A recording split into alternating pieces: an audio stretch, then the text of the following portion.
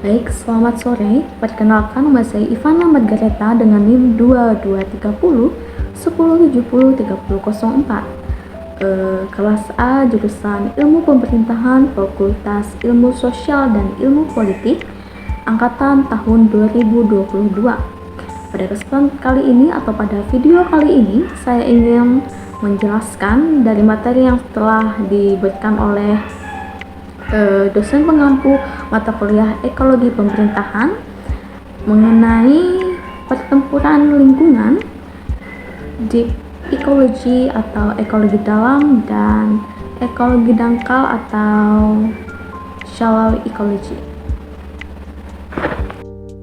Nah, sekarang saya akan menjelaskan apa yang dimaksud dengan shallow ecology atau ekologi dangkal.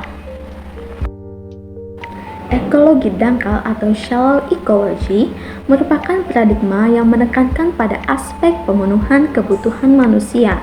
Konsep ini mendudukkan lingkungan sebagai sarana yang dimanfaatkan demi kebutuhan manusia. Dengan demikian, ekologi dangkal bersifat antroposentris dalam artian mendudukkan manusia sebagai makhluk superior yang mempunyai wewenang bebas dalam melakukan eksploitasi dan pemanfaatan lingkungan demi kebutuhannya. Selanjutnya, saya akan menjelaskan tentang ekologi dalam atau deep ecology. Ekologi dalam atau deep ecology merupakan etika yang memandang bahwa manusia merupakan bagian integral dari lingkungannya. Konsep ini menempatkan sistem etika baru dan memiliki implikasi positif dalam kelestarian alam. Etika ekologi ini memiliki prinsip yaitu bahwa semua bentuk kehidupan memiliki nilai bawaan dan karena itu memiliki hak untuk menuntut penghargaan karena harga diri, hak untuk hidup dan hak untuk berkembang. Etika ekologi ini adalah pendekatan terhadap lingkungan yang melihat pentingnya memahami lingkungan sebagai keseluruhan kehidupan yang saling menopang sehingga semua unsur mempunyai arti dan makna yang sama. Materi yang kedua adalah implementasi praktek ekologi dalam pemerintahan. Pemerintah memiliki peran yang sangat penting dalam implementasi praktik ekologi untuk menjaga keberlangsungan lingkungan. Peran pemerintah dapat diwujudkan dengan beberapa cara seperti berikut. Yang pertama, ada pendidikan dan kesadaran.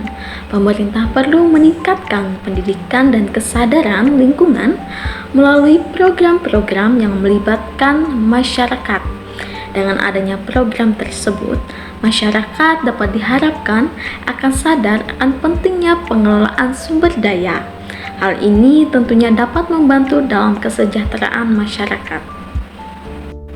Selanjutnya yang kedua itu adalah kolaborasi dengan pihak swasta. Pemerintah dapat bekerja sama dengan pihak swasta untuk menerapkan praktik ekologi. Maksudnya di sini adalah bagaimana pemerintah dapat memanfaatkan pihak swasta dalam pengelolaan sumber daya yang ada melalui program-program secara efektif dan efisien tentunya. Contohnya seperti pengelolaan limbah agar ekosistem alam dapat tetap terjaga. Selanjutnya yang ketiga adalah pengawasan dan penegakan hukum. Di sini pemerintah harus memastikan adanya pengawasan dan penegakan hukum yang ketat terhadap pelanggaran lingkungan. Dalam hal ini pemerintah dapat memberikan sanksi atau hukuman kepada oknum yang merusak lingkungan, yang dimana ulah mereka tersebut akan memicu atau menyebabkan kerusakan ekosistem. Nah, oleh sebab itu, agar tidak ada oknum yang berani merusak lingkungan alam, pemerintah juga harus selalu memberikan pengawasan yang ketat agar lingkungan alam bisa tetap dapat terjaga. Nah, yang keempat atau yang terakhir adalah penghargaan ataupun pengakuan.